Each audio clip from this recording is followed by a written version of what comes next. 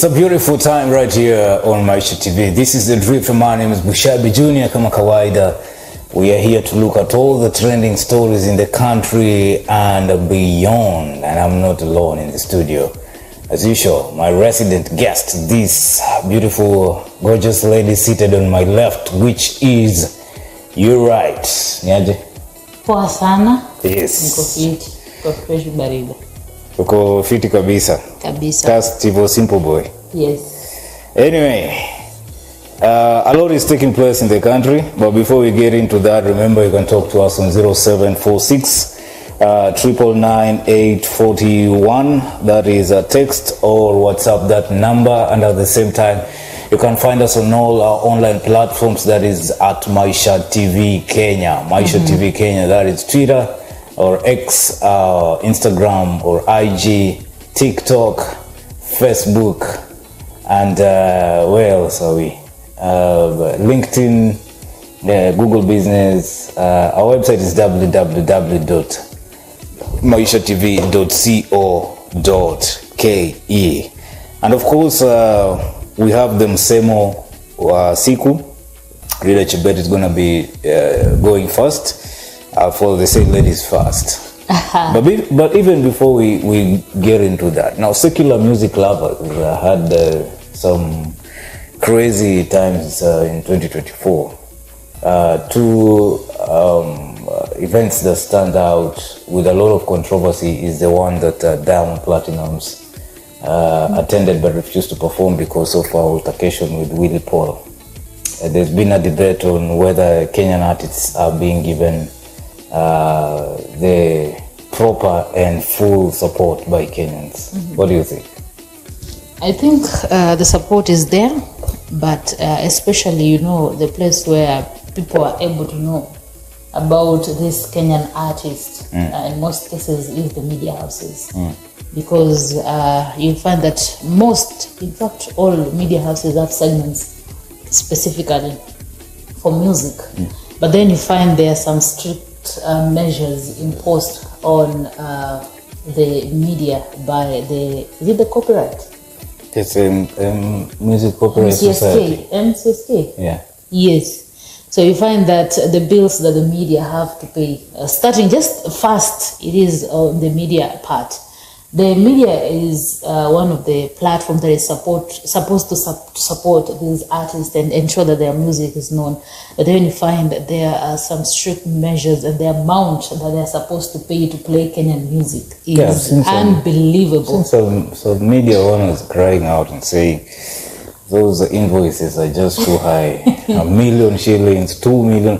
But at the same time, even those media houses that are paying that kind of money to these GMOs are not, the artists are getting like 2,000 bob, 1,500. That is the sad part of it. And President William said something about it during Jamhuri Day, yes. Yeah, he said there's no need of those who just sit in the office getting 10 million, 5 million salary, and artists who are doing the actual job only get 500 shillings or 1,000 bob. I agree with him on that, because you'll find that you've paid millions of shillings.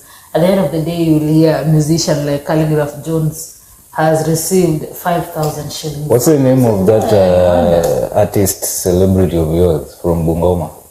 Luchi. Yes. Mboko. Luchi Mboko. So how much is Luchi getting from? I'm sure he doesn't even get it. Yet you're supposed to pay to play in order to play his music. But there's this guy from Bungoma called Steve K. Steve K got some good money from because his song was famous. So what is? If your song like Marisafi Chito last year, she was. No, that was PR. I don't think it's about the song being famous. Some songs are just hits, like serious hits, but you find artists complaining. You can't tell me Sauti Sol will be getting some 5,000 bob, and the way their songs are just like crazy out there. Anyway. There's another incident that took place in Kisumu, if I'm not wrong, where Koffi Olomide showed up on stage without a live band. And guys had paid up to 15,000 VVIP ticket fee just to watch Koffi Olomide perform, and the revelers were really disappointed. You know, I was talking about the support from Kenya, and one of the platform was the media.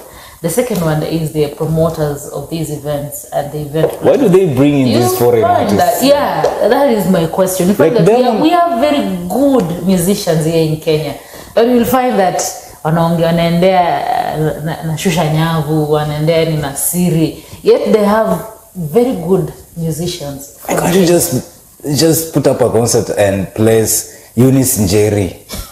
Yeah, I love Eunice Njeri's song. Yeah.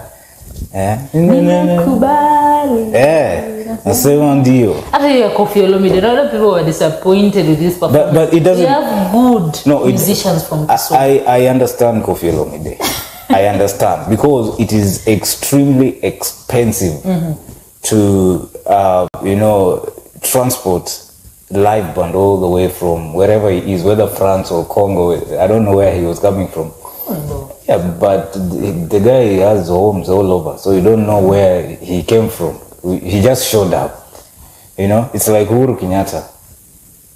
You will never know where Uhuru is coming from. You just see him showing up. Yeah, you just see him arriving.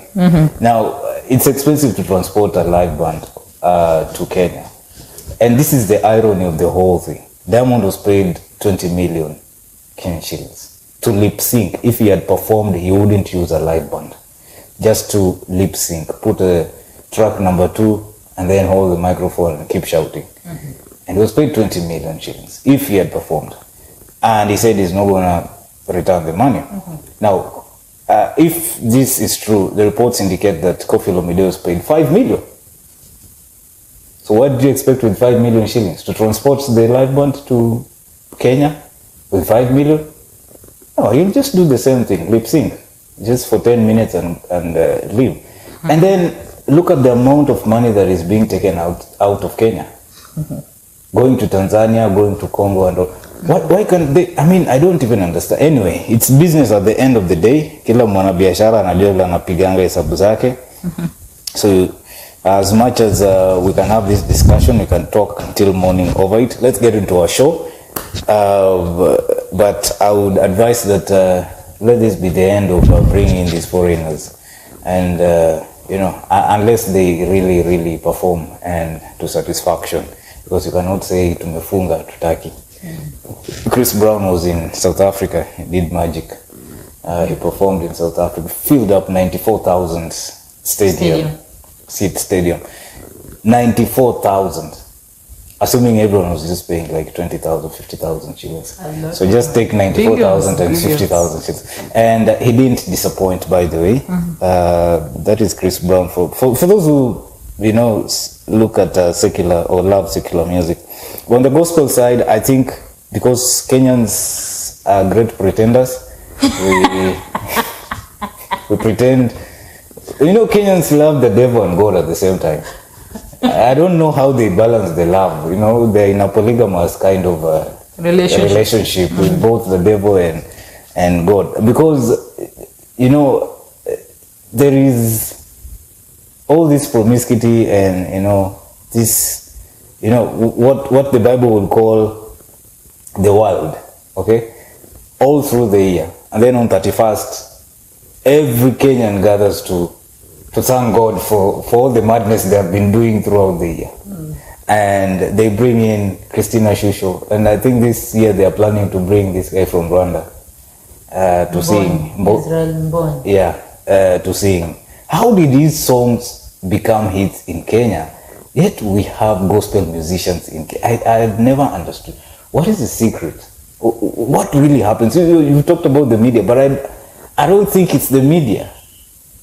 I think it's the gatekeepers, influencers, people who influence others to listen to something or to consume a certain type of content.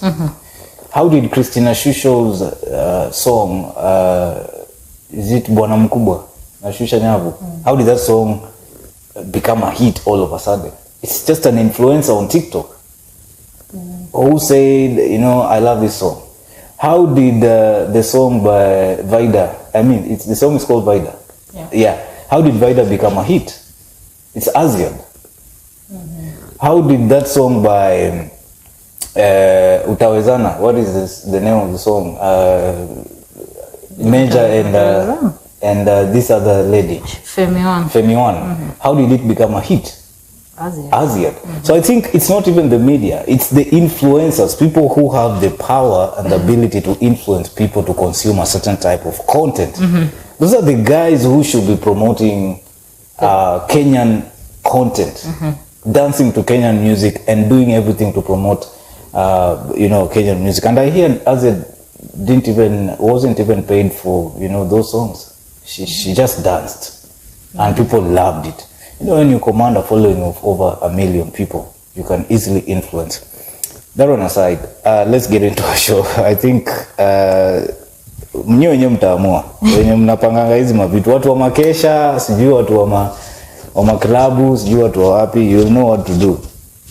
And things will be fine. So msemo wa siku, we'll let Rida Chebet go first. Alright, msemo wangu wa leo, zita msemo au methali? Methali ya leo ni kwamba sahani iliyofunikwa kilichomo kimesitirika. Sahani iliyofunikwa kilichomo kimesitirika. In English, when a plate is covered, its contents are hidden. Which plate is covered? In leadership? In leadership here in Kenya. You can start with Sha. Why Sha? Nobody understands how this thing is working. It's covered. What about vaccination? That's another one. So sahani iliyofunikwa kilichomo kimesitirika. Any covering plate. Sahani imefunikwa, uwezo kujua nini kiko ndani. Unaweza kufungua. Unless uambiwe the content of it, ama you are able to open it. Hiyo utakuwa una access ya kuifungua uone nini iko ndani. So it's not that simple. Unless you have access to open that plate and see the content inside, or someone anakuambia what is inside that plate. Ama report ya state capture. Yeah. Na shakahola by the way.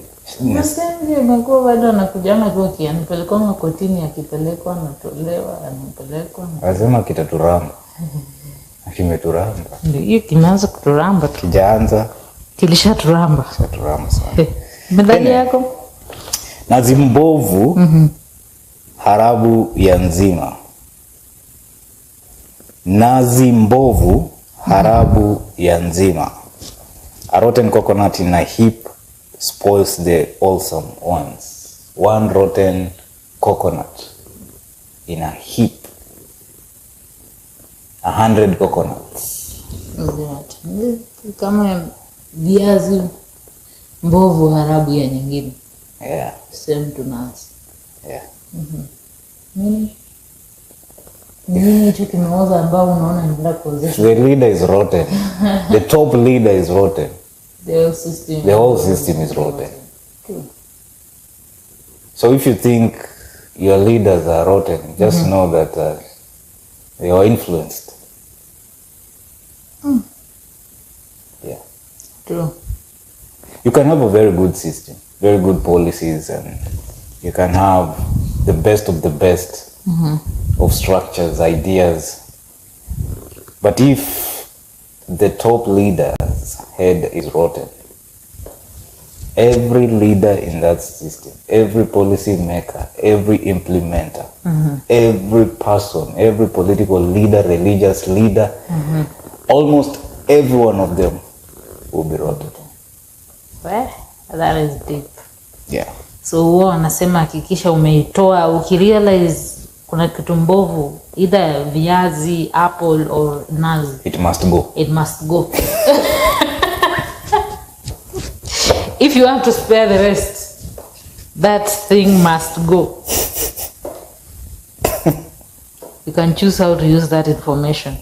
How you use that information is up to you. Yep. Let's get to the video of the day, where Advocate Ndegwa Njiri. Is that the video of the day, or the video of the day is something else? Let me see. Baba. Yes. Actually, there was a debate on which should be the video of the day. There's a video of Advocate Ndego Njiru going to church with a t-shirt branded Ruto must go. And the congregation just burst into laughter. And then there is a video of the day now where Baba, in quotes, Raila Odinga, faced off with his opponents who are eyeing the AU chairmanship seat. Was it on Friday or I don't know, where they had this Debate. Debate. Yeah, it was on Friday. Yeah. How was the performance, but how did you rate Raila Odinga out of 10? Oh, you didn't watch you aired this thing on Maisha TV. Yes, I did air, and I was busy on programming and stuff. I didn't get a chance. To look at everything. Here Kenyans wamesalimia presidents wa Africa. Yeah, because I think in terms of policy, in terms of vision and articulation of issues, I think Raila Odinga scored almost 90%. The other guys were just, I don't even know what they were saying. I don't remember. In fact, the other third one, I don't even remember what the third person said. I don't know. Seriously, like Raila Farasi ni wawili. Yeah, not even, the other one is not even a farasi. If elections were to be done basing on the performance of the debate, Raila Odinga would win. But unfortunately, that is not how elections are done. But there are high chances that Raila Odinga might win the AU chairmanship seat. There are high chances. We're saying Raila takes early lead, like during the time of Kibaki, 2007. Yeah. See, why are Kenyans so bitter with No, it's just because he joined. You know, Kenyans were on the verge of removing President William Ruto from power. And then Raila Odinga just comes in and, destroys the whole thing. And Kenyans just became bitter. Like, why is he doing that? Maskia, they were able to get some numbers of presidents. And wakasalimia presidents of Africa, telling them not to vote for Raila Odinga. That doesn't matter. It's about interests. Of course, it is about, politics. But my question is, why are Kenyans going to this extent? In the history of Raila's politics, in his political career, I've followed Raila Odinga for some years now. I've never seen Raila hated by Kenyans like the way Raila Odinga is hated right now by many Kenyans. They just don't like him. And I think it's just his association with President William Ruto. But at the end of the day, we don't know. Raila might win or might lose.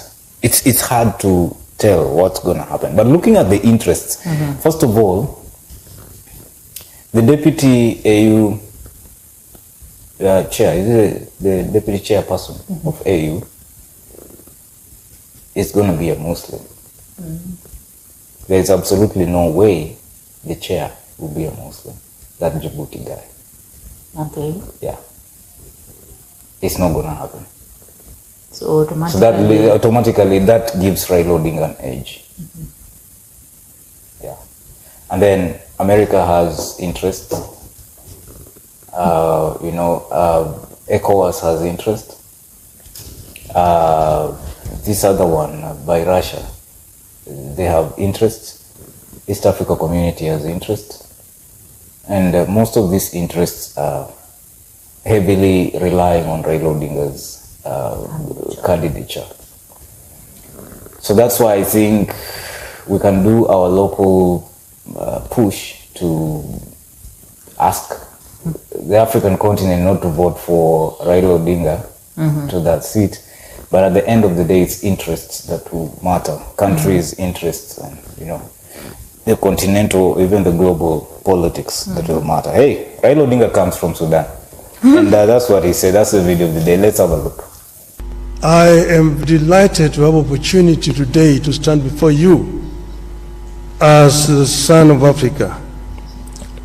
I was born in Kenya, but I'm told that my grandparents came from the Sudan. I am a father of 4, a grandfather of 5, and a husband of 1 that I know of. I am an engineer by profession. All right, that's Raila Odinga. Wait. All right, Raila Odinga, they are talking about his origin. Came from Sudan. There was a time Idi Amin said that a third of Kenya belongs to Uganda. Lakini ukienda na migration. Chenye ukweli gani? Na hilo tulitoka Egypt. Hakuna Raila kama alisettle South Sudan. No, with Raila it's true. I'm saying Idi Amin when he said that a third of Kenya. That's what I was thinking. I was like, what's wrong with you? In fact, ukiangalia migration, is there any Kenyan tribe that came through Uganda? Maybe not just Kenyan tribe. We all came from nowhere. Seriously. If you start following the migration, going back to your ancestry, you might be shocked. Some people say they came from Egypt.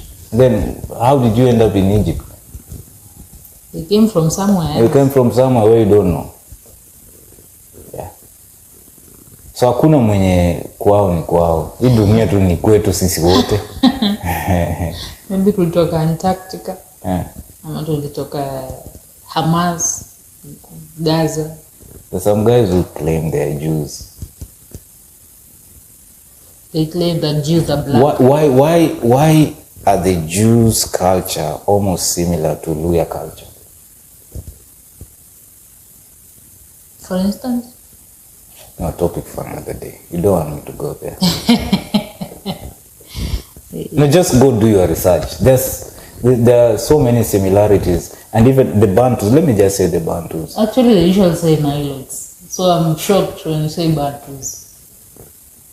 Sasa kama Mount Kenya wanasema the Ark of the Covenant iko Mount Kenya.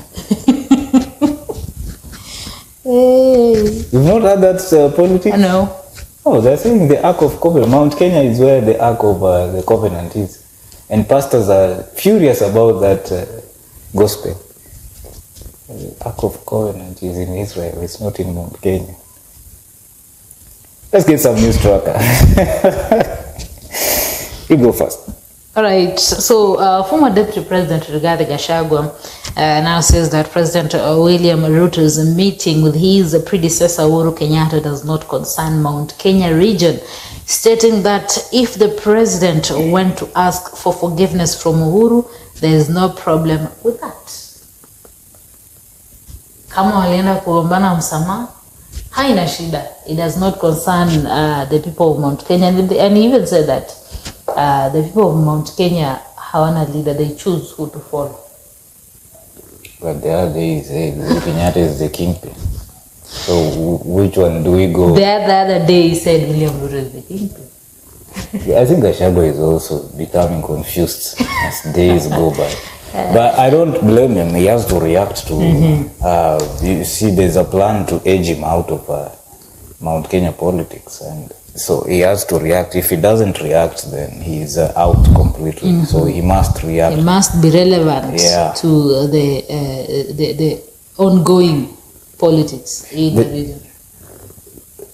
Rigathi Gachagua tried to meet Uhuru Kenyatta, but it's Uhuru Kenyatta who was refused to meet Rigathi Gachagua. At some point, Rigathi Gachagua was conned millions by a certain handler, political handlers, those people who come to you and say, I can assist you to meet so and so. So somebody showed up and told Rigathi Gachagua, I can assist you to meet Uhuru Kenyatta. So Gachagua paid a lot of money to the handler to help him meet Uhuru Kenyatta. And then the handler took the money and told Gachagua, Uhuru has agreed to meet you at a certain hotel. So Gachagua was there. For 4 hours he was kept waiting to see Uhuru Kenyatta. And Uhuru Kenyatta wasn't even in that hotel. And then after 4 hours, the guy tells Gachagua, you know what, the man has said he doesn't want to meet you. Second time Gachagua wanted to meet Uhuru Kenyatta was during Kalonzo Musyoka's daughter's wedding.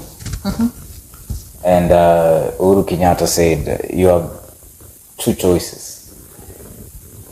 Because I'm the chief guest,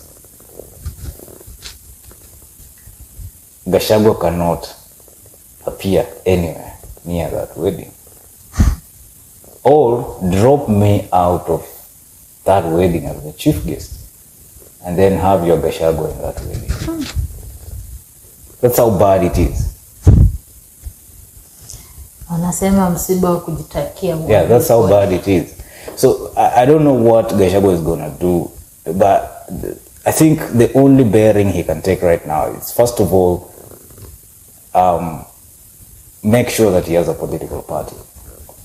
Number two, I don't know if this is possible, but from the look of things, I think he can manage to do that. Sustain the anti-Ruto narrative in the mountain. Because if he can manage to sustain anti-Ruto narrative in the mountain, then it will be hard for Ruto and Uhuru to edge him out of the mountain politics. Yeah. Because right now, and remember I used to tell you this, that Mount Kenya is confused because they don't even have a political party. I said this thing long time ago, even before election. They're trying to revive Jubilee Party now. I don't know if Jubilee will, but, and I don't know if William Ruto will allow Gachagua to have his own political party. The case for Gachagua's impeachment is coming up in February or January. I don't know. I'm not sure. But after that case, we will know whether Rigathi Gachagua can vie for any seat, political seat, or he has to wait until 2037. But be as it may, Gachagua needs to have a political party. Then he needs to consolidate the mountain. And not just get unelected leaders, but get even elected leaders on his side. Because Ruto has managed to, keep and put almost all elected leaders in the mountain in his pocket. So Gachagua has to fight that. It shouldn't happen. He has to get everyone on his side. And that's the huge task. And so, yeah, Uhuru doesn't want to meet Gachagua. And that's it. Nasikia Ruto alipeleka mbuzi 12. Yep. Lakini, do you know the meaning of that, baby? No. If you take a hyena and a goat to the market, which one will attract many people? Hyena. Which one will the people go home with? Mbuzi. So, in election, or during electioneering, you take a hyena to the market, it will attract many people. But who goes? The government is the goat. So the mountain will have to choose whether to be fascinated by the hyena in the market or take home the goat.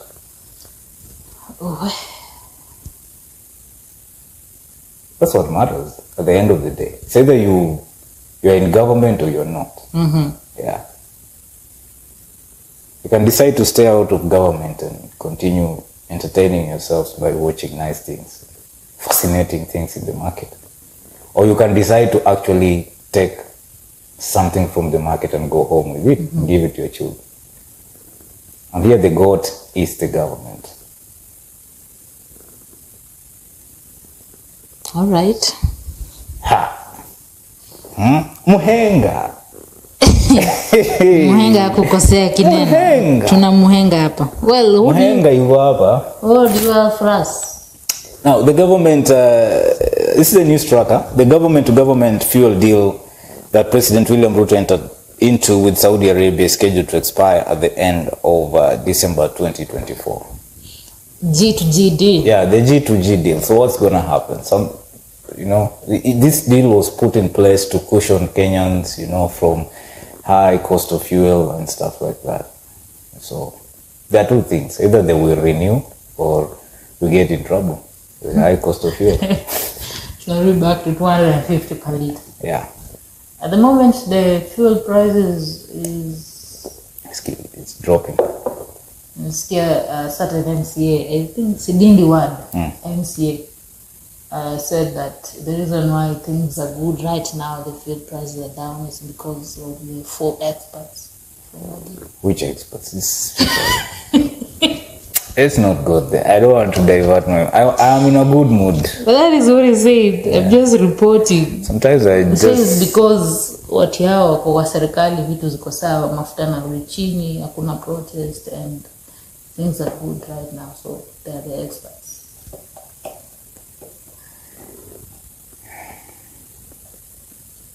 Well, don't talk about that. Because I can sense that whatever you're going to say. No, I have a lot of respect for Raila Odinga. Raila Odinga is an enigma. You know, he has done great things. This one event where he joined President William Ruto, had a handshake with William Ruto, it doesn't change my perception of who Raila Odinga is. You know, huwezi fanya makosa moja alafu unasahau unasema mtu ni shetani and like that, unasahau mazuri yote yenye mtu amewahi fanya. Yes. It's wrong. You can talk about the one mistake, but that does not mean that this person has never done well. And so the mistake that I'm talking about is this so-called experts donation program. This expert donation program is just so confusing. So you listen to what they are saying and you're like, what's wrong with these people? How do you say the cost of fuel, you've dropped the cost of fuel and at the same time you increase the cost of electricity? The same electricity has a fuel charge, which is so high. So it's just like transferring, you know, this cost from here and putting it here, and then you say that's expertise. Now you're an expert because you're a good thief. Because you can finya mwananchi vizuri. Na njia nyambaya hata. Na njia yenye hajui, so now, and you know very well they cannot survive without electricity. So this is crazy, by the way. So when you say experts, that's expert donation program is the most useless thing that have ever happened in this country. And that does not mean that the people who are involved in it haven't ever done anything good for this country. They have done great for this country, but this is one huge political interest program that has nothing to do with the mwananchi. The only thing it achieved is peace in the country, which is a great thing too. So there are so many ways you can interpret this thing. Mr. Promise Maker, President William Ruto, has made a lot of promises, kept some, failed in others, still working hard to fulfill some. And still working hard to promise. And not working hard, achieving. When it comes to promising, the president he doesn't need to work. It's hobby. So we're going to look at some promises. Okay, somebody go to Nairobi River right now. See if we can join you in doing some fishing. Because President William Ruto had promised, but by December, we'll be fishing in Nairobi River. 2024 or 2025? They'll tell you, they didn't tell you which December. They didn't specify which December. But we are assuming that's what he meant, by December 2024. Just the same way he's saying by January. You don't know which January. Maybe in 2030. Yeah. So President William Ruto promised Nairobians that by December they will be fishing in the Nairobi River. People who are around that region, kindly, you can send us some samaki. Tell us whether you're swimming and fishing at the same time in Nairobi River. Let's have a video of President William Ruto giving that promise.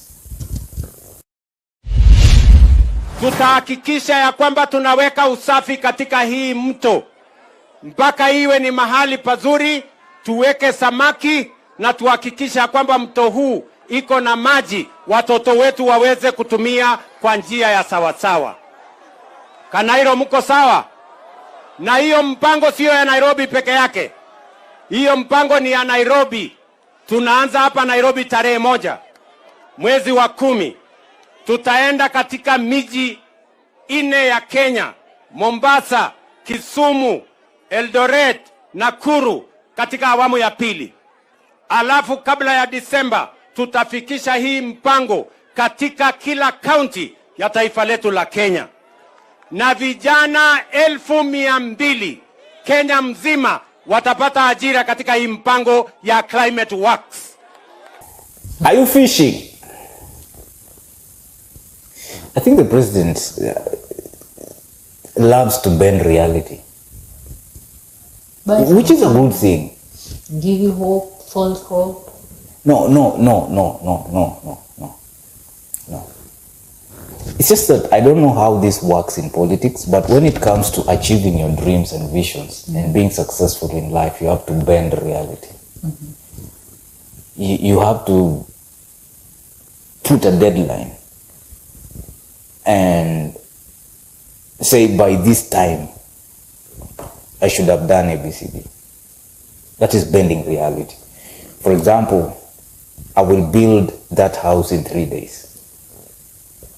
You know, that is impossible. But the moment you say that, you're beginning to bend reality. You know, you're challenging reality. And so by challenging reality, you'll find ways and means, you'll be creative of, you know, beating that deadline. And I think that's what the president has always been doing. He's been on a mission to bend reality. And that's why he has been talking about changing this country. But you can never change anything until you bend reality. You say the impossible is possible. What people know as reality, you have to bend it, you have to challenge it and tell people this is not reality. Reality is what I have convinced myself it is. And I think that's what the president has been doing also.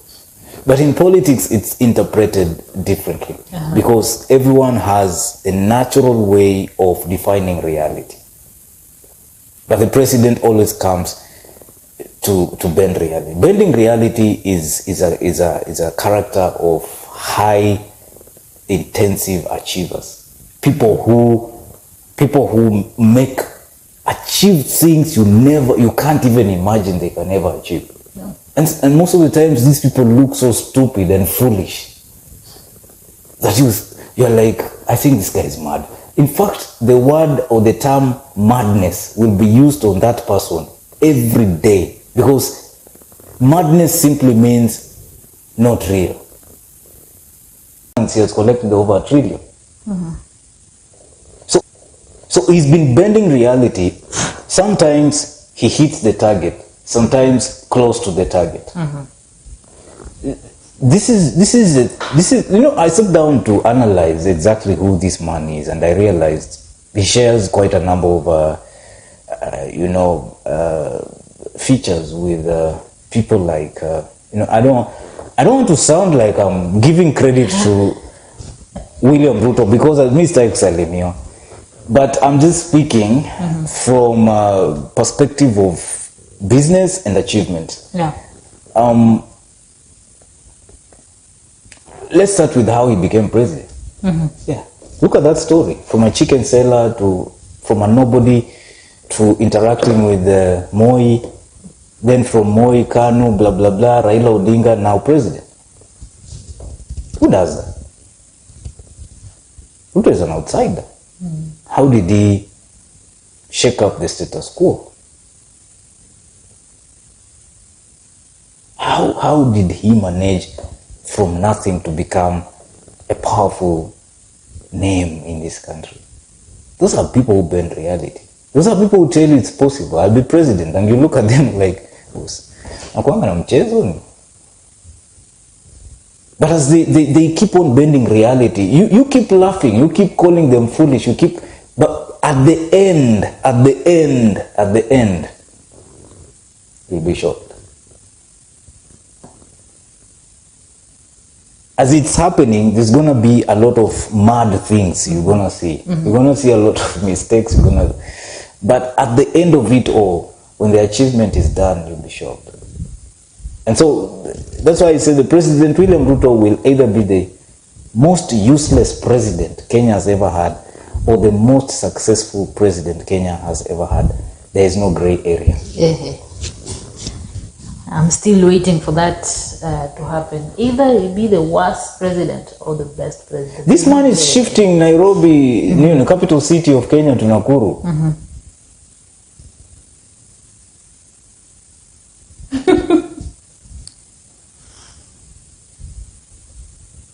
And I think, was it on Monday?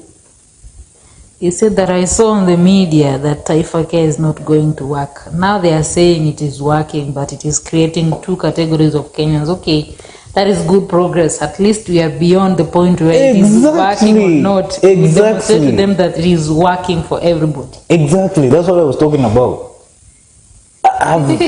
I've worked with reality benders, people who have convinced themselves what you see is not what is. There's more to life than just eating and sleeping and working and earning money, and not everything is for money.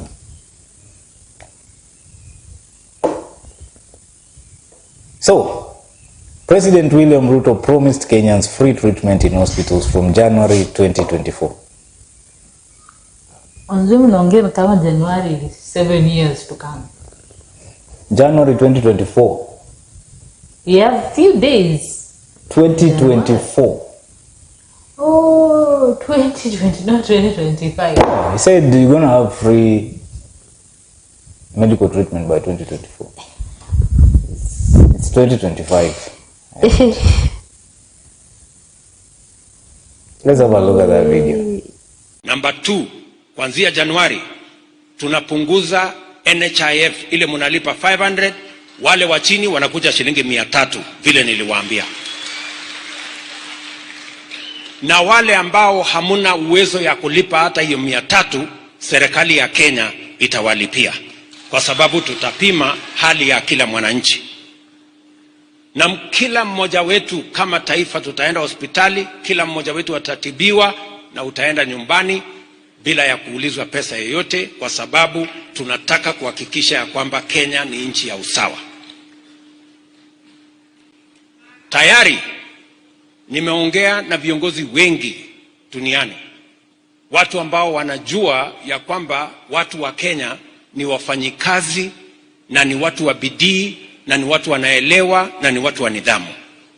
Wengi wametuuliza tunahitaji vijana wa Kenya watusaidie katika digital jobs. Wewe unafanya kazi hapa Bomet, lakini unafanya kazi kampuni iko Marekani ama iko Ujerumani ama iko Ulaya ama iko mahali ingine. Tumekubaliana na hawa wabunge, kwa sababu ni lazima tupange ajira ya vijana wa Kenya. Tumekubaliana vile vile na huyu mama wetu Bore, yuko hapa, waziri wangu. Tumekubaliana na huyu Bore ya kwamba tuna sign bilateral labor agreements ili to export labor ya Kenya. All right, that's your president. I don't know what Maybe to there's say. some people out there who are receiving free treatment. Talk to us. Our still number is down there, 0746999841. But this is not the first promise that President William Ruto made, and no one has talked about it, and it has not been fulfilled. We have the 500 shilling gas. Hadi wa leo jai kwa fulfill the president. Mtungi. Hata kama ni mtungi Sema gas. We have the video of him saying gas. Akakuja akachange akasema mtungi. Na hata mtungi yenyewe irudi chini. I don't think bei ya mtungi ya gas utaenda huko nje na kununua shilingi 500. Nani ana supply hizo mitungi? Raila Odinga. So unataka Ruto aende apunguze bei ya vitu za Raila? I'll promise.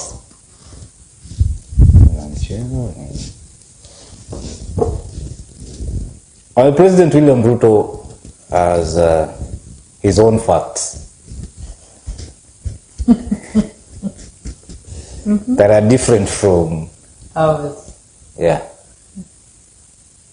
He said quite a number of facts and asked Kenyans to debate issues based on facts. And he has described those facts. We need to listen to our president. This is President William Ruto giving facts. Sawa. When we say that the cost of basic commodities has come down, it is a fact. When we say that inflation has come down, it is a fact. When we say that our farmers are producing more and better, it is a fact. When we say that Kenyans who have registered for Taifa Care are receiving better services than before, it is a fact. We encourage everyone, including our critics, to engage on the basis of facts and the truth.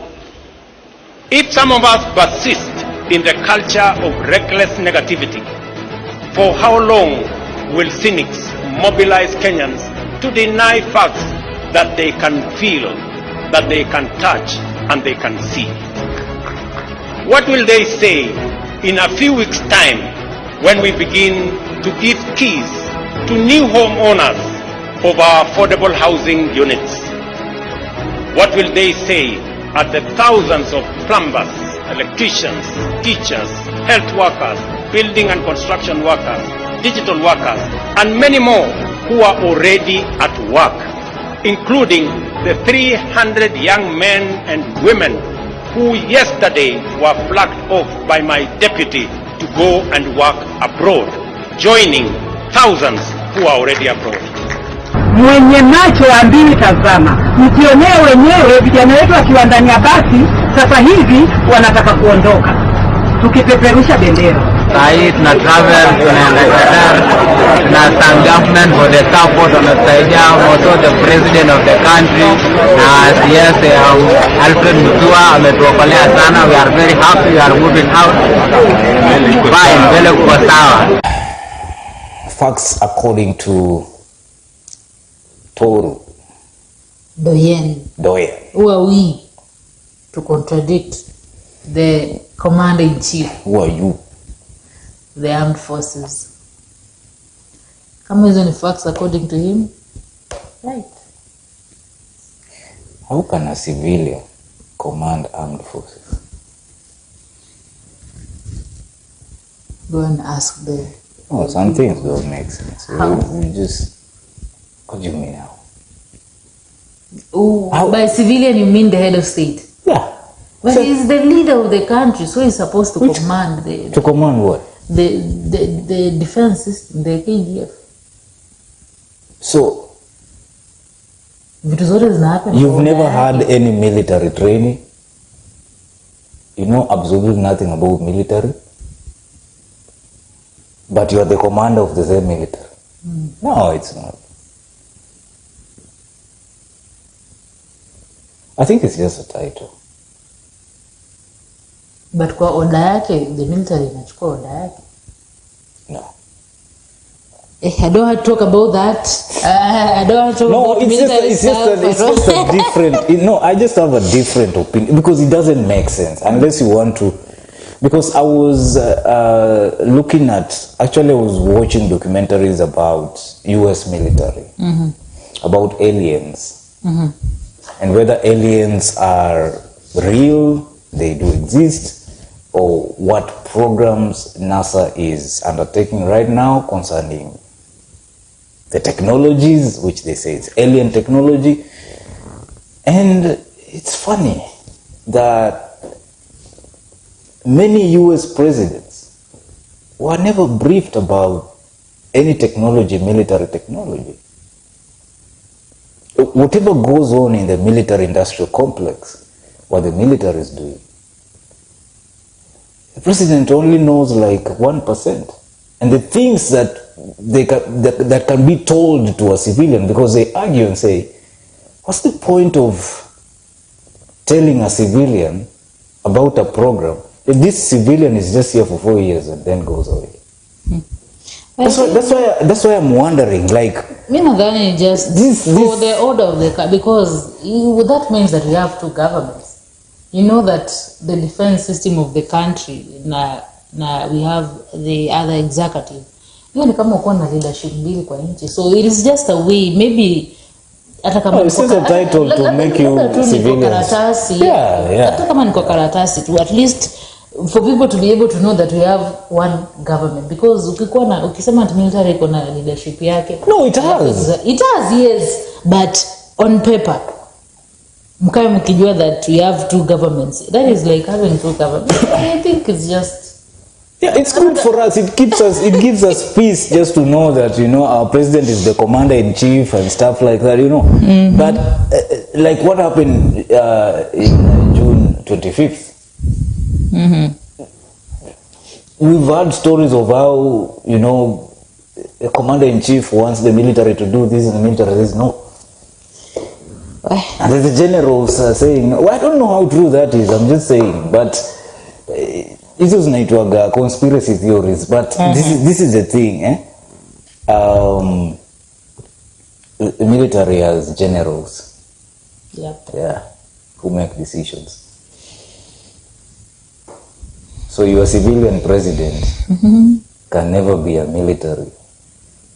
Ukienda kwa monarchy like Spain, UK, you find that before mtu akue, as in the person who is supposed to be queen or king, anaenda military, akona military training.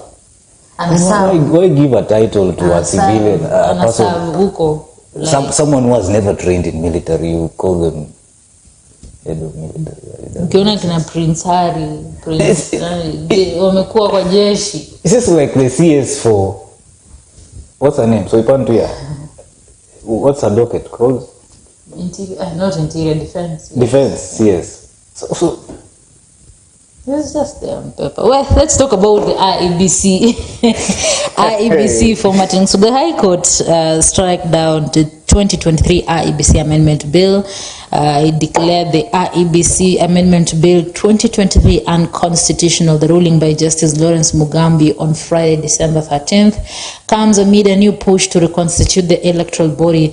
This, in essence, throws another hurdle into the already challenging process.